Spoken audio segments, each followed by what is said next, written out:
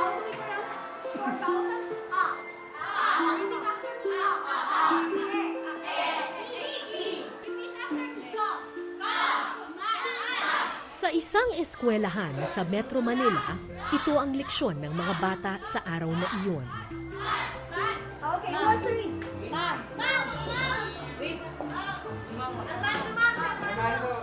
Pero hindi ito klase ng preschool o ng grade 1. Sa maniwala kayo o hindi, ang mga estudyante sa silid na ito, nasa high school na.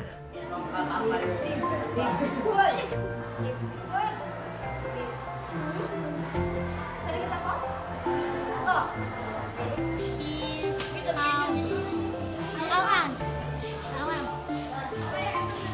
Grow, blue.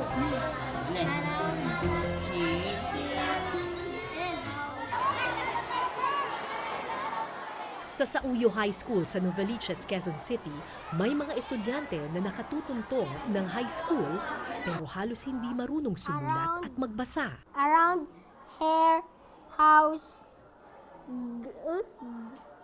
Simpleng mga salita lang ang kaya nilang basahin at ang iba nalilito pa sa mga letra.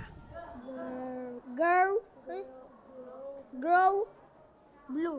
Ikaw English teacher ka, di ba? Opo. So dapat pag grade 7, ano na yung level ng reading nila? Dapat Nagbabasa na sila ng ano? literature, ng mga mga written, Nagbabasa na ng novels. Yes po. Yung mga short stories. Pero ngayon, ano ang level nila? As in, back to sounds po kami. As in, Long E, short E. short E, long E. So, mula doon po ako nag-start kasi may mga young readers talaga. Kaya imbis na mga nobela gaya ng Noli Me Tangere, abakada ang kanilang binabasa. Go. Halaman, next! Sa halip ng mga konsepto sa araling panlipunan, mga simpleng hayop at halaman ang kanilang pinag-aaralan. Anong napansin nyo doon sa tatlong salitang isinulat ko sa blackboard? Sinulat. Ay, naisulat. Natural. Sinulat ko. Binasa din.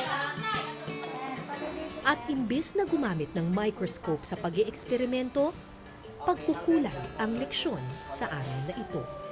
Tapos na, yung letter L ay ang kanyang arm. The color of the arm is green. So yung base ay color red, pula. Yung arm naman ay color green.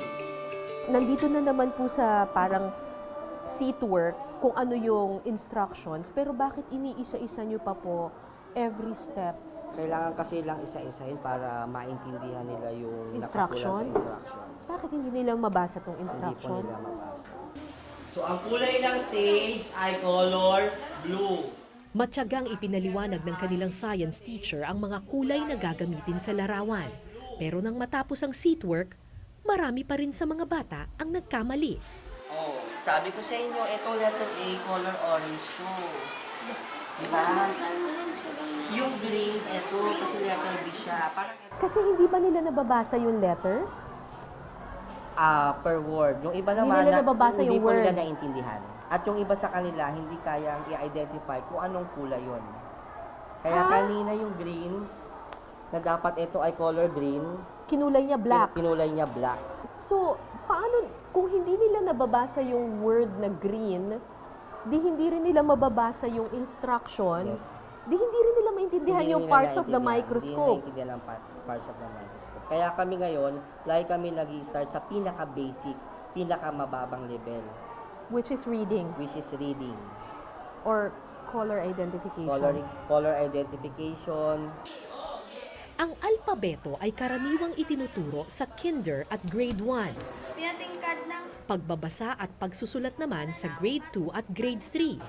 Number 1, Visayas. Number 2, ako na lang muna. Mamaya na kayo. Ang 12 anyos na si Louie Cayosa, kasalukuyang nasa first year high school.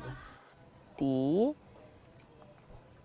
E, F, Pero nang ipasulat ko sa kanyang alpabeto, I, Hindi ko matanda. Ay, tapos J.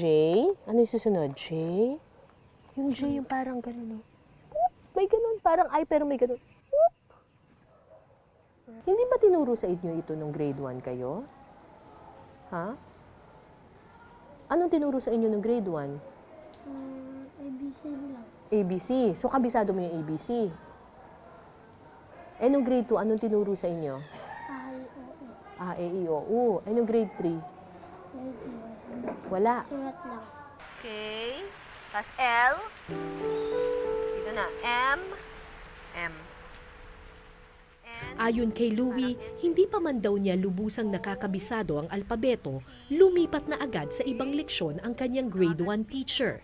Kaya pagdating ng grade 2, grade 3 hanggang grade 6, hindi na siya nakasunod at lalong di naintindihan ang mga leksyon. Paano yun pag may sinusulat sa blackboard si ma'am? Nababasa mo? Di ba? Anong ginagawa mo? Ano po? Nagsisilip na lang. Ha? Nasulat na lang. Eh, paano kung hindi mo siya nababasa? Anong ginagawa mo? Nanay po. At tahimik na lang. Oo. So, paano pag English? Hindi. So, pag exam sa English, anong ginagawa mo? Ano naman kaya po? Pero hindi nag-iisa si Louie sa ganitong sitwasyon. Sa mahigit 3,000 estudyante ng Sauyo High School, halos 80 sa kanila hirap sa pagbabasa. Every year or every quarter, ilan ang binabagsak mo? Ngayong first quarter, based dun sa grades na pinasa ko, meron akong 30 students na bumagsak ngayon out of 150 na handle kong students. Nakakalungkot po. Siyempre nakakalungkot po talaga. Unang-una kasi, ang inisip po, ano nangyari sa anim? Actually, 8 taon mo sa elementary. Bakit pagdating sa amin, na ina-expect ng mga teachers sa high school, ay concept yes. Yes po. Pero bakit ganito bumabalik kami sa basic? Kung tutuusin, hindi trabaho ng high school teacher ang magturo ng pagbabasa. Pero paano nga ba sila matututo ng agham at literatura kung simpleng abakada ay hindi nababasa ng mga bata? Ayun, natunog. Okay, very good. Dahil dito, nagkusa ang mga guro ng Sauyo High School na tutukan ang mga batang mahina sa pagbabasa. Iginrupo nila ang mga bata at inilagay sa isang special class. Isa sa mga intervention namin na inisip namin na ayaw na namin pang dumating sila ng grade 8, grade 9 at saka grade 10 na hindi na marunong magbasa. So gusto namin na ngayon pa lang sa grade 7 ay matutukan na namin yung mga bata para pag tumaas sila sa panibagong level ay makakasabay sila sa mga normal na sa regular section. Sa Section Darwin, basic reading and writing ang pinag-aaralan at tsinatsaga ang pagbabahagi ng kaalaman. Sa aming promise ko sa kanila, sa paunti-unti naming oras, sigurado ako sa March, nababasa namin mabilis yung Tagalog. Pag nakapagbasa na sila, hindi na sila problema next year. Yes. Kung hayaan ko na lang sila dun sa board, makikisali dun sa medyo mabilis na kasi lang sa Tagalog, sa Pilipino. Mauna muna ang boys. Boys! Kayo sa pumila ha. Paano sa pagkasasa, ayusin. Huwag ikalat ang mga pipumita. Bukod sa pagtutok sa pagbabasa, nagsasagawa rin sila ng feeding program para sa mga bata. Kapag wala kasing laman ang sikmura, maaaring maapektuhan ang kakayahan nilang matuto. Pero ayon sa mga guro, ang responsibilidad ng pagtuturo hindi lang nakapasan sa kanilang mga balikat. Kasi di ba meron po tayong short-term memory, long-term memory. So, maaaring makalimutan niya pagdating niya sa bahay. Problema kaagad yung kakaharapin niya. Paano ako mag-aalala sa bahay? Paano ako gagawa ng mga gawaing bahay? Makakalimutan niya kaagad yung mga natutunan niya sa school. So, napaka-importante yung role ng parents para ma-follow up yung mga learnings na nakukuha niya sa school. Ruby!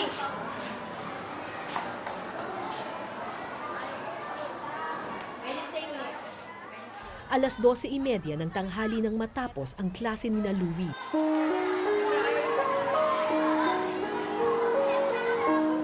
Sinundan namin ang bata sa kanyang pag-uwi.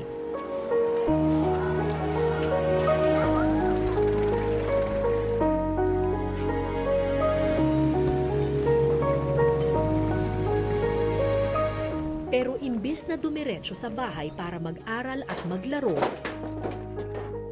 dito namin natagpuan ang musmos.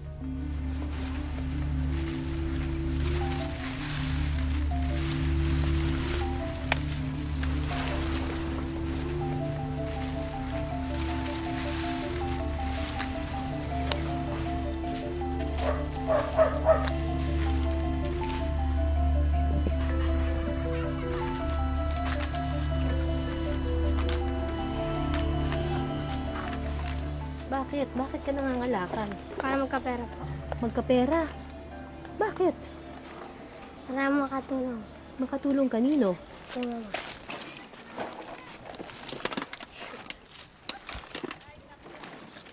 Dadalhin dito? Tapos?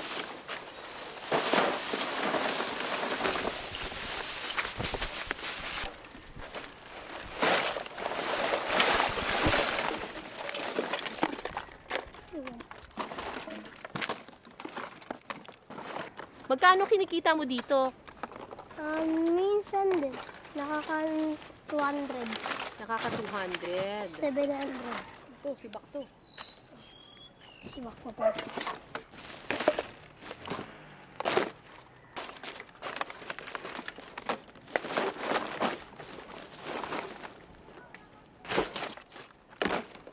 Bakod ah.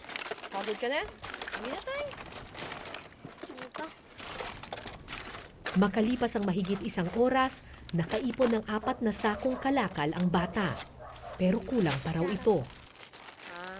Kailan ka gumagawa ng assignment? Gabi. Sa gabi. Kailan ka naglalaro? Dito na po. Dito ka na naglalaro. Opo.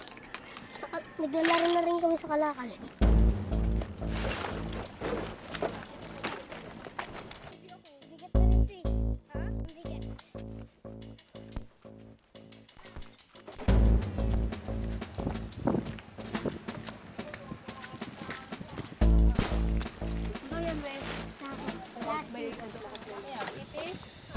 Tulad ng abakada, hindi rin bihasa si Louie sa pagbibilang. Ang kaalaman niya sa pagkukwenta, sa pangangalakal ng basura niya natutunan.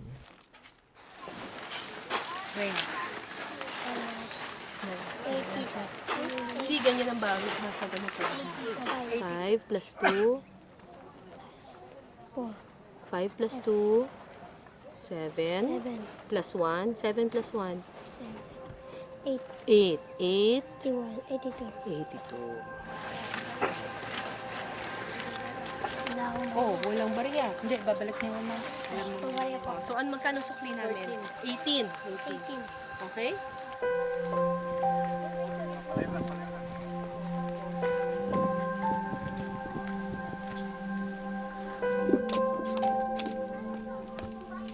Mag-aalas 5 na ng hapon nang makauwi si Louie.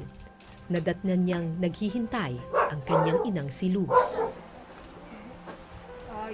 Reklamo ko ng 18. Ha? 18. Manikurista ang nanay ni Louie, high school graduate at marunong magbasa.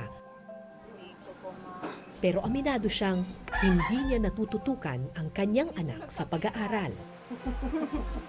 Sabi po kasi ng mga teacher, parang hindi naman daw nila kaya na sila lang ang magtuturo. Kailangan din daw yung tulong ng magulang. Kakayanin niyo po kaya yon? Wala naman pong problema sa akin kung makikipagtulungan siya. Nakikipagpatentero po sa akin yun eh. Ganun po. Anong ibig sabihin niyo po nun? Pagka nandito ako, wala sila.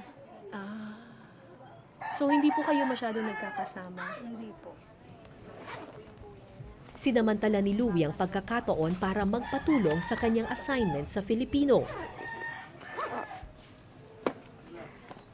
Pero nang makita ng ina ang kanyang notebook, Diyos ko po, pang kinder. Hindi ko rin matunog mo. Ano assignment mo, Diyos ko? Ay, dito. Nanay ko. Yan. Ano to, pag kinder? Hindi. 7 lang ako dito nun. Basa. Kakahiya. Iba. Iba. So, hindi nyo alam na ganito yung level niya ng reading? Sabi ng teacher, low reader daw po siya, pero hindi ko po inasahan na Ngayon nyo lang po nakita itong notebook niya. hindi ko man po usually nakikita basta lang nakalagay doon. Hindi mo napansin, ma. Pinakita mo ba si mama mo? Kita niya ito ni mama. Babasa ako dito nun. Tutukan na lang natin, ha? Galingan mo na lang. Kaya pa yan. Nalaman ko yung dalawa. Oo, kaya mo yan. Makakabasa rin tayo, ha? Basa. Giga. Batid kong obligasyon ng mga guro ang pagtuturo. Iba. Pero ang unang kaalaman nagsisimula sa tahanan at kapaligiran.